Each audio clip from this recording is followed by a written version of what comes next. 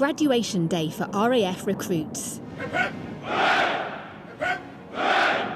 But behind the salutes and the smiles, Sky News has heard serious concerns about RAF recruitment policies.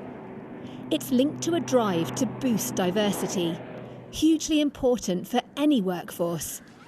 But there are worries that a push by the Air Force to hit diversity targets is unfairly penalising white men. Sky News has already revealed this prompted the service's own head of recruitment to resign. It can now be revealed on the day she quit, the group captain sent an email questioning the legality of a specific order given to her recruitment team. In the email she wrote, "This direction is to make offers of employment to additional women and ethnic minority candidates solely on the basis of their protected characteristics and in preference to non-ethnic minority men who have successfully passed all selection criteria ahead of them." She continued, "This is unlawful.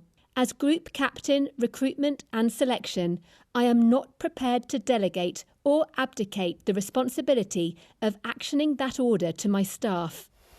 Defence sources say the concern was around whether loading extra women and ethnic minorities onto certain courses might amount to positive discrimination. Positive discrimination is unlawful. It's where an employer favours someone by treating them more differently in a positive way. For example, an organisation appointing someone from an underrepresented group into a role without considering whether they have the right skills, and other candidates who are better qualified but don't share that relevant protected characteristic are passed over. The RAF uses a first-past-the-post system when recruiting for ranks other than officers. Candidates secure a training space on a first-come, first-served basis once they've passed each of the steps along the recruitment process. This includes an interview and aptitude, fitness and medical tests. By contrast, course loading appears to refer to plucking certain candidates out of the recruitment pipeline or accelerating them through it to fill training slots ahead of those who would otherwise have beaten them over the finishing line. Defence sources say the head of recruitment resigned because she would not implement what she believed to be an illegal order.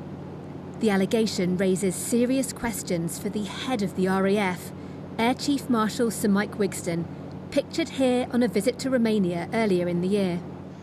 A minister came to his defence on Friday, saying the service had paused loading recruitment candidates onto certain courses while looking at how it can legally improve diversity levels.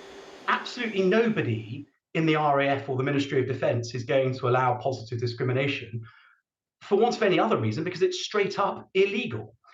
If there are avenues for the Chief of the Air Staff to look at positive action, then that's fine. And he's created himself room to do that. But we must be absolutely clear that no policy is yet implemented. Yet defence sources say the head of recruitment was challenging an order that was issued in the last few weeks. An RAF spokesperson said, "We frequently review our recruitment processes, seeking legal advice to ensure that we're mindful of our legal obligations. Any allegations that we've failed to do so are investigated without delay." The concern raised in this instance was addressed by the chain of command at the time, and we continue our work to ensure recruitment processes remain compliant with all policy and legal requirements. The head of the Air Force has yet to comment publicly. Deborah Haynes, Sky News.